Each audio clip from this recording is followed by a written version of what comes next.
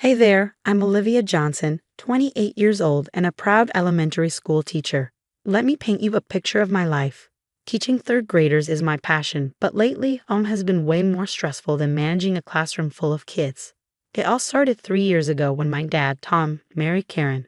At first, I was hopeful, a new mom, new siblings, Brad and Megan. It could have been great, right? Wrong. From day one, something was off. Karen had this sugary sweet exterior, but there was always this undercurrent of dismissiveness, like I was just an afterthought. Olivia, sweetie, she'd say, her voice thick with fake concern. Are you sure you want to wear that to dinner? It's just, never mind. And suddenly, I feel like a kid playing dress up, questioning my own choices. But I brushed it off, determined to make this blended family work. Then there were Karen's golden children. Brad, 30, some big shot in finance, and Megan, 26, supposedly the next big thing in fashion design. And me? Just the stepdaughter who topped third grade, hardly worth mentioning. Last week, though, things went from mildly irritating to downright bizarre. Karen announced a fancy dinner party to celebrate Brad's big promotion. When I walked in, the house had been transformed, fancy tablecloths, crystal glasses, the works. Karen, Brad, and Megan were dressed to the nines, like they were about to hit a red carpet. Dad looked uncomfortable, stuffed into a suit that was definitely Karen's choice. We all sat down to eat, and that's when things got weird. The smell from my plate was off. Everyone else had gourmet-looking steaks, but my plate was piled high with this mushy brown stuff. Karen, I started, but she cut me off. Now, Olivia, no fuss. I'm sure it's delicious. Bon appetit, she chimed, all fox sweetness. I took a hesitant bite and immediately gagged. The taste, it couldn't be, but as I glanced around the table, seeing Brad and Megan's smirking faces, Karen's innocent expression, and Dad's cluelessness, it hit me. Dog food. They were feeding me actual dog food. That was the final straw. As I sat there, humiliation burning through me, I realized this wasn't just petty anymore. This was cruel, calculated. I wasn't going to be their family punching bag any longer. I stood up, the chair scraping loudly against the floor. All eyes turned to me, a mix of confusion, amusement, and Karen's fake concern. Olivia? Dad finally spoke up. Is everything okay? I looked from him to Karen, then to my smug step-siblings, and made a decision. This ended now. No, I said, my voice steady despite the anger boiling inside. No, everything is not okay. The tension in the room spiked. Karen's saccharine smile faltered for a split second before she regained her composure. Olivia, darling, she cooed, whatever do you mean? I took a deep breath. This, I gestured to my plate, is dog food. You serve me dog food while everyone else gets a gourmet meal. The room erupted. Brad and Megan burst into laughter, making no effort to hide their amusement. Dad looked bewildered, darting his eyes between me and Karen. As for Karen, she gasped dramatically. Oh my, how could this have happened? She exclaimed, hand to her chest. I must have mixed up the plates. What a silly mistake. But I wasn't buying it. The glint in her eye told me everything I needed to know. This was no accident. Cut the act, Karen, I said, my voice firm. This isn't the first time you've tried to humiliate me, but it will be the last. I turned to my dad, hoping, just hoping, for some recognition, some support. In my dad's eyes, I could see nothing but confusion. He just sat there, lost and uncomfortable. Dad, I pleaded, desperation creeping into my voice, can't you see what's happening? How long are you going to let this go on? Before he could answer, Brad cut in, his tongue dripping with mockery. Oh, come on, Olivia. Learn to take a joke. You're always so sensitive. Megan chimed in, nodding along with a smirk. Yeah, it's not our fault you can't handle a little family fun. Family fun. My cheeks burned with a mix of anger and humiliation. This was their idea of fun, treating me like I was beneath them, less than human. In that moment, something inside me snapped. For years, I had tried to fit in, to be the perfect stepdaughter, to make this blended family work. But enough was enough. Fun? I said, my voice rising. You think this is fun, treating me like this, making me feel unwelcome in my own family?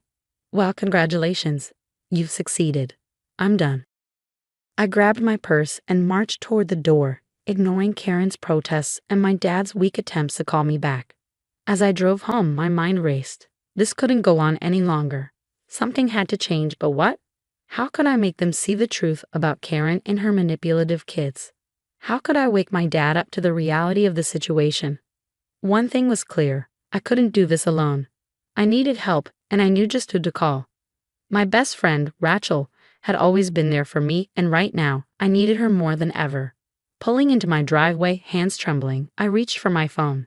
It was time to fight back, to expose the truth about my so-called family. Rachel's voice crackled through the phone, filled with concern. "Olivia, that's awful. We have to do something about this." Her words were like a lifeline, pulling me out of the pit of despair I'd been sinking into. "You're right," I said, feeling determination slowly replace my anger. "But how?" "We investigate," Rachel said, a spark of excitement in her tone. "If Karen's capable of this, who knows what else she's hiding?" That conversation lit a fire in me. The next day, I started my secret mission. I kept a detailed log of every interaction, every snide comment, every mistake that always seemed to target me. But as I dug deeper, I uncovered something far more sinister than I ever expected. It began with a misplaced bank statement. Dad had always been meticulous with his finances, but lately he seemed distracted, less in control. The statement showed large transfers to accounts I didn't recognize. My curiosity piqued. I did some digging. What I found made my blood run cold. Karen had been siphoning money from my dad's accounts, slowly draining his life savings. And that was just the beginning. One evening, I overheard Brad on the phone, his voice low and urgent. "We need to move the money now. The feds are getting too close." The feds? What had Brad gotten himself into? I called in a favor from a friend who worked in finance, and what she told me left me reeling. Brad's big promotion was a lie. He was knee-deep in a Ponzi scheme, using my dad's stolen money to keep it afloat. As for Megan, her designer clothes and flashy lifestyle suddenly made sense. A little more digging revealed she had been embezzling from her workplace, funneling the stolen money into high-stakes online gambling. The pieces were falling into place, and the picture they painted was horrifying. My entire family was built on lies, manipulation, and greed. I felt sick. How could I have been so blind? How could my dad not see what was happening right under his nose? But as the shock wore off, it was replaced by a new emotion, rage. Pure, white-hot rage. I called Rachel, my voice shaking with anger and disbelief. "You won't believe what I found out," I said, spilling everything. When I finished, there was a long pause on the other end of the line. "Olivia," Rachel said, her voice steely with resolve.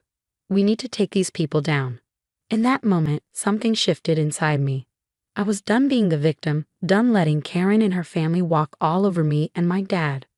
"You're right," I said, a plan already forming in my mind. "And I know exactly how we're going to do it." As I hung up the phone, a surge of energy rushed through me. The game had changed. No more playing nice, no more turning the other cheek. It was time for Olivia Johnson to fight back. And this time, I was playing for keeps. The day of reckoning dawned bright and clear. With Rachel by my side, we put our plan into action. First stop, Brad's company. "I have information about fraudulent activities within your organization," I said, my voice disguised as I spoke to the ethics hotline. I provided just enough details to set their investigators on the right path. Next, we tackled Megan's workplace. An anonymous email, backed with carefully chosen evidence of her embezzlement, landed directly in her boss's inbox. But the hardest part came last. Dad. I found him in his study, looking older and more worn than I had ever seen him. "Dad," I began gently, "we need to talk." For the next hour, I laid everything bare. Karen's financial manipulations, Brad's Ponzi scheme, Megan's theft. With each revelation, I watched the scales fall from his eyes. I can't believe this," he whispered, his voice breaking. "How could I have been so blind?" "It's not your fault, Dad," I assured him. "But now that you know, what are you going to do?" His response was immediate and resolute. "I'm ending this. All of it." The following weeks were a whirlwind. Brad was arrested at his office, let out in handcuffs as his Ponzi scheme unraveled. Megan was fired and charged with embezzlement, her glamorous lifestyle crumbling around her. Karen, suddenly without her financial safety net and facing my father's firm decision to divorce, was forced to move out. The last I heard, She was living in a small apartment, her grand schemes reduced to nothing but dust. As for Dad and me, we began the long process of rebuilding our relationship. It wasn't easy. There were tough conversations, tears, moments of frustration. But with every passing day, we grew closer, stronger. Months passed. I threw myself into teaching, finding joy in my students' progress and in the supportive community I had built at school. Rachel, as always, remained my rock, ready with a listening ear or a word of encouragement. One sunny afternoon, as Dad and I sat on the porch of our now peaceful home, he turned to me with a smile. "You know, Olivia," he said, "I'm proud of you, not just for uncovering the truth, but for the person you've become despite everything." I felt warmth spread through my chest. "Thanks, Dad. I'm just glad we're here now." As we sat there, watching the sun dip below the horizon, I realized something profound. The family I had longed for, the acceptance I had craved. I had it all along. It just took removing the toxic influences to see it clearly. My story isn't one of revenge, but of justice and personal growth. I didn't just survive, I thrived, and as I looked toward the future, I knew the best was yet to come. Now I have a question for you. If you were in Olivia's shoes, would you have exposed your toxic family members, knowing it could potentially destroy your relationship with your father? Or would you have stayed quiet to maintain family peace? Share your thoughts in the comments below, your perspective.